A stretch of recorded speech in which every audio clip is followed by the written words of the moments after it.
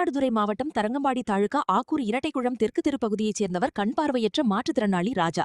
இவர் வயது முதிர்ந்த தன் தாயுடன் வீடு கூடையின்றி வாழ்வாதாரமின்றி நாள்தோறும் குப்பைகள் சேகரித்து வாழ்க்கை நடத்தி வந்த இளைஞருக்கு சில மாதங்களுக்கு முன்னர் பெரம்பூர் பகுதியைச் சேர்ந்த சமூக சேவகர் பாரதி மோகன் சிலர் உதவியுடன் அவருக்கு கான்கிரீட் ஸ்லாப் சுவர் சிமெண்ட் ஷீட் அடங்கிய அழகிய வீடு கட்டி வழங்கினார்.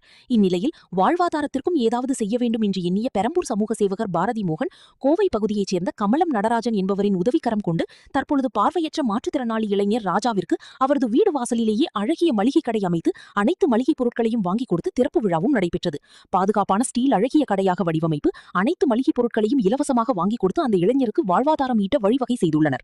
கடை திறப்பு விழாவில் சமூக சேவகர் பாரதி மோகன், அவர் சகோதரர் மற்றும் நண்பர்கள், குறிப்பாக ஊரில் உள்ள அனைத்து மக்கள், குழந்தைகள் என அனைவரும் கலந்து கொண்டு கடை திறப்பு விழா செய்து வியாபாரத்தையும் தொடங்கி வைத்தனர். அப்பொழுது மாற்றுத்திறனாளி ராஜா மற்றும் அவர் தாய் ஆனந்த கண்ணீர் விட்டு அனைவருக்கும் நன்றி தெரிவித்தனர்.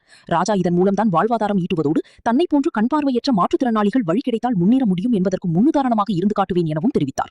பார்வையற்ற மாற்றுத்திறனாளிக்கு ஒரு சிறு தொழில் பெட்டிக்கடை இன்னைக்கு நம்ம அமைச்சு கொடுத்துருக்கோம்.